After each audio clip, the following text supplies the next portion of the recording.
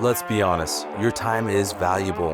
My biological clock is ticking like this. Mindlessly scrolling and randomly picking a movie or show that's absolute garbage is no bueno, my friend. Take the garbage out front, son. That's hours that you threw in the trash.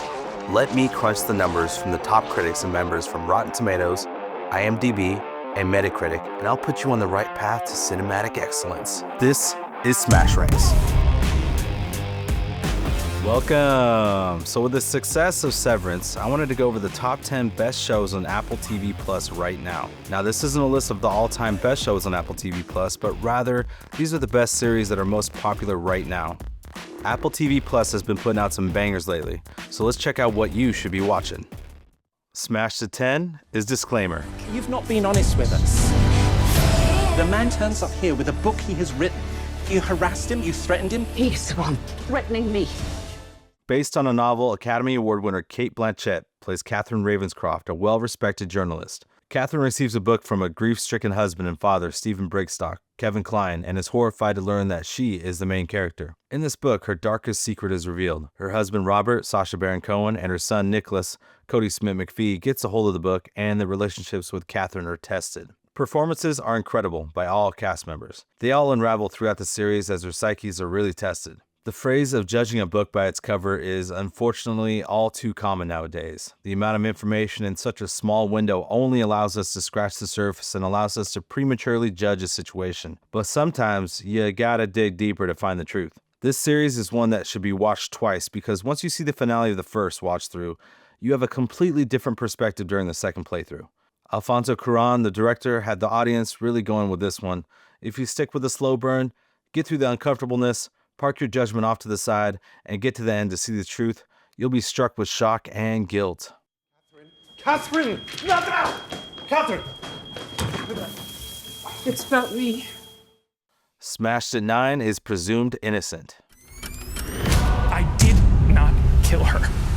Another one based on a novel and a remake from the Harrison Ford version of the 90s. A horrific murder occurs and a member of the Chicago prosecuting attorney Rusty, played by Jake Gyllenhaal, is suspected. This puts a huge strain on his family as secrets are revealed. His coworker Tommy, who's actually Jake Gyllenhaal's brother-in-law in real life, is the one to pin the crime on him, which comes naturally as they truly never liked each other in the show. In addition to Rusty, the series has you suspecting several characters on who committed the crime, which is where things get real interesting. Ruth Negga plays his wife, Barbara, wonderfully, and you can't help but feel her pain. She's the one trying to keep the family together, but because of the past and present, she's dealing with enormous stress, and you feel that she may burst at the seams at any moment. Peter Sarsgaard Tommy plays this prosecutor who is super snaky and slimy, and is backed by another member of the prosecutor's office who has some political influence. Overall, this has riveting performances. Everyone is put into super difficult positions where they try to claw and scrape their way out of. It definitely keeps you on your toes through and through as the whodunit aspect has the detective in you guessed until the very end. Sex, politics, family, marriage, and obsession keep this drama rolling. Check it out. Get yourself an attorney. If you're arrested. There's not an if. I will be arrested. Smashed at 8 is Dark Matter. Something happened to me. You wouldn't believe me if I told you.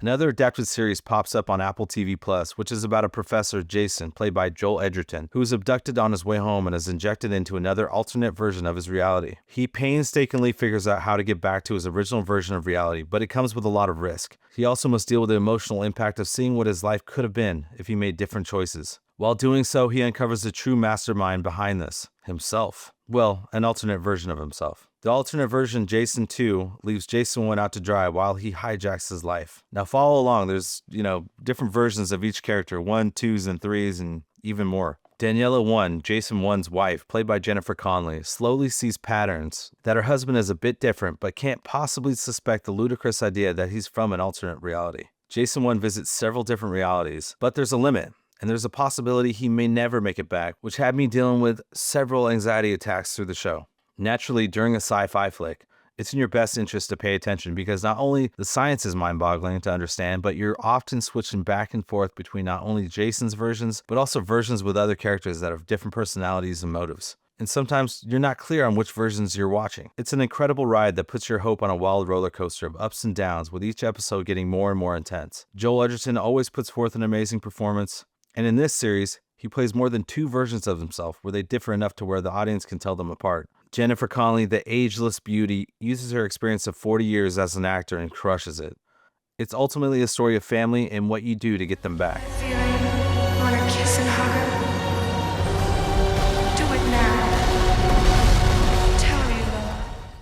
Smashed at 7 is Silo. What if what we see is not what's out there? Down in mechanical, there's always someone who has a theory about the silo. Now, this series has 2 seasons out now, but I figure if you haven't watched the first season, you're probably not going to tune into the second season. So we'll talk about the first season. And this is the case of a couple other shows on this list. The first season of Silo is set in a dystopian bunker hundreds of stories below the ground.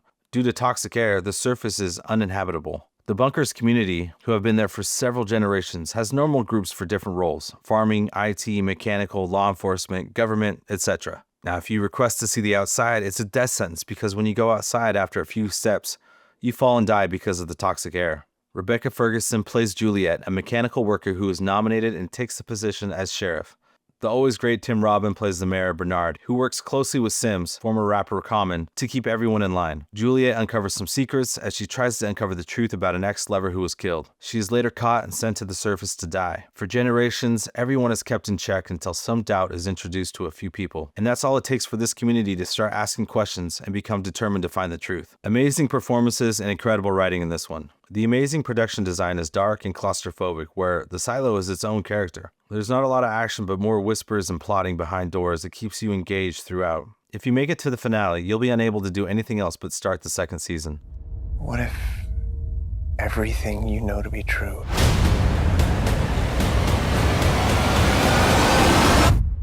was one big lie?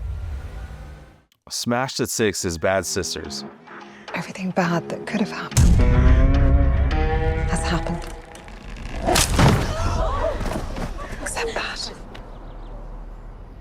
In the first of 2 seasons of Bad Sisters, a pitch-black Irish comedy, we get to know 5 sisters: Eva, Grace, Ursula, Bibi, and Becca. These 5 sisters get along great and care for each other deeply. JP, Grace's husband, is a complete ass. He blackmails, ruins careers, he's abusive, and he lies a lot. And that's all the light stuff. All the sisters make it clear that they absolutely hate this guy. This guy loves making everyone, even his own daughter's life, hell. Now, without Grace's knowledge, they decide that they're going to kill JP and make it look like an accident. From the very first scene, we find out that JP has in fact died. Now, throughout the show, a couple of life insurance agents investigate for any foul play, so they don't have to pay Grace out. Now watch the first season to find out how or if they get caught, and I think you'll be surprised. The actresses who play the sisters are very likable and have great performances. They have great chemistry and do well with a hilarious, witty script. Klaus Bang, who played JP, did an amazing job as a repulsive, highly hateable dude. Every episode, you root for these girls to put him down, and each episode leaves you wanting more. The first season was addictive and was capped off with an awesome finale.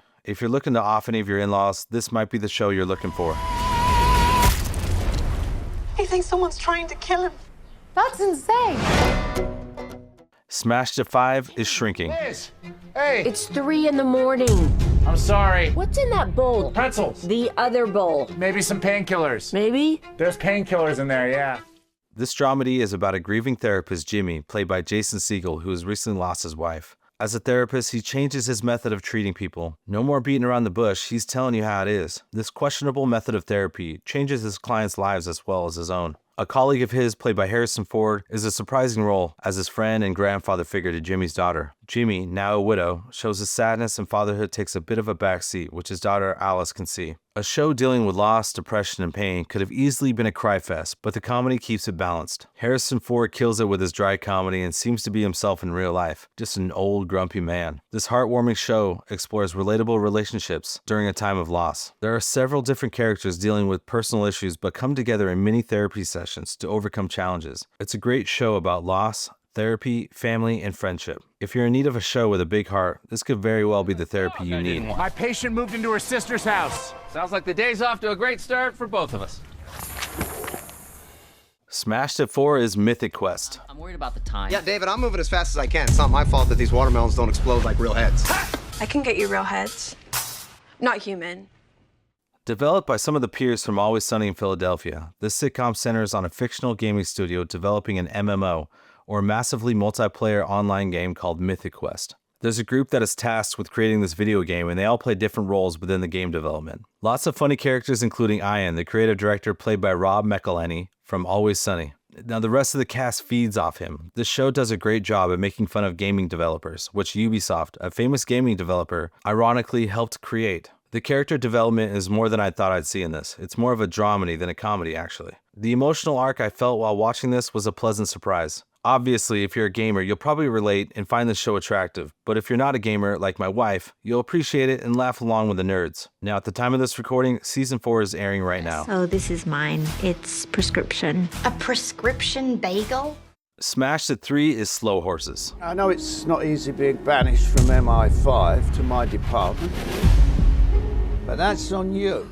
Now, my personal favorite of this list, Slow Horses, is about a group of MI5 agents who are members of Slaw House. Now, the crew at Slaw House, they're called Slow Horses. MI5 agents don't want to be at Slaw House. Think of it as a minor league where if you don't do well in the big leagues, you're sent down to prove yourself to be let back in or let go. Kind of a probationary period, if you will. Now, the leader of this group of losers is Jackson Lamb, played by Gary Oldman. Through each season, this group of misfits are mixed up in some dodgy, sticky situations that they must fight their way out of. Now, this is the Gary Oldman show. If it wasn't for this bloke, this show would be in a world of hurt. He plays this guy who is a complete asshole to everyone. He acts like he hates his team, but in reality, he does care. Now, you may be asking, why do you like this guy then? Well, because he's just straight comedy. He's a hilarious prick. There's plenty of swearing and action to keep your typical alpha male engaged, but the writing and the performances are where this show shines. Think of The Breakfast Club, with guns who are trying to save the world while not killing each other. The seasons are short, so catching up to Season 4 will take no time. You really care about them, don't you? No, I think they're a bunch of absolute losers. But they're my losers. Smashed at the silver medal spot is Drops of God. Hi, Chris.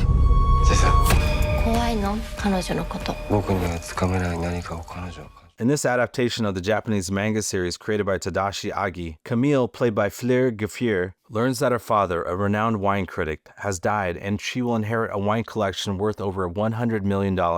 If she passes a series of wine tasting tests against her father's protege, Issei, played by Tomohisa Yamashita. Now, whoever wins the tests gets the collection. They both get to taste wine and must come back in a week to be tested. Now, both have been trained by her father to taste and break whatever they're tasting down to individual ingredients. In this series, we get a lot of backstory on these two characters who are both very likable. Now, she acquired this ability while growing up but lost it when her parents divorced. Issei's family don't approve of his little endeavor and has some family drama. From what I've learned, Japanese families can be a little judgy on career aspirations. What I do know is that I became a proper wino after watching this series as I got to learn the ins and outs of winemaking. The cinematography in the series is absolutely gorgeous. The modern, cold architecture from Japan and the warm countryside of France clash in tone and feel in this tense, epic showdown. In the end, you really feel for both competitors and want them both to win. That's why he wanted you both to battle it out. The winner of the 3 rounds test will inherit the entire estate. Coming in at the top spot, you guessed it, it's Severance. Hello, my name is Mark S. And I have, of my own free accord, elected to undergo the procedure known as severance. Produced and directed by Ben Stiller, this show is about a group of people who work at Lumen. Now, Lumen has developed some technology implanted in these workers' heads that allows their consciousness to be severed. They're essentially a different person when they work and when they're at home. They literally can't take their work home with them. Must be nice. When they're outside of Lumen, the Audi doesn't remember what happened with Innie and vice versa. These people are two different beings in the same body because of the influences of environment and relationships. When these two personas bleed into each other, things start to get a little messy. It's such an original story that you really can't compare to anything else streaming now. It's a very rich dialogue-driven drama that has some dry, dark humor. And they've got some big hitters in this cast with Adam Scott, Patricia Arquette, Christopher Walken, and John Turturro. As you'd imagine, they're all excellent and all have great story arc. So if you worked in an office setting, you can relate to this workplace dynamic, which will draw you into this series even more. As you get deeper into this series, you can't help but wonder what the hell Loom is doing. What are they hiding? With cliffhangers galore, it'll be easy to hit that watch next episode button. If you haven't already got on this bandwagon, now is the time. And I'm sure there's several more seasons to come. It's that good. Do you know how to make your eyes kind? Now, Apple TV Plus is probably my favorite streaming service right now. They're putting out some straight quality TV, and I can't get enough. What do you think about Apple TV and the shows? Are there any other shows that should have made this list? Be sure to like and subscribe. Thanks for getting smashed. I'll see you on the next one.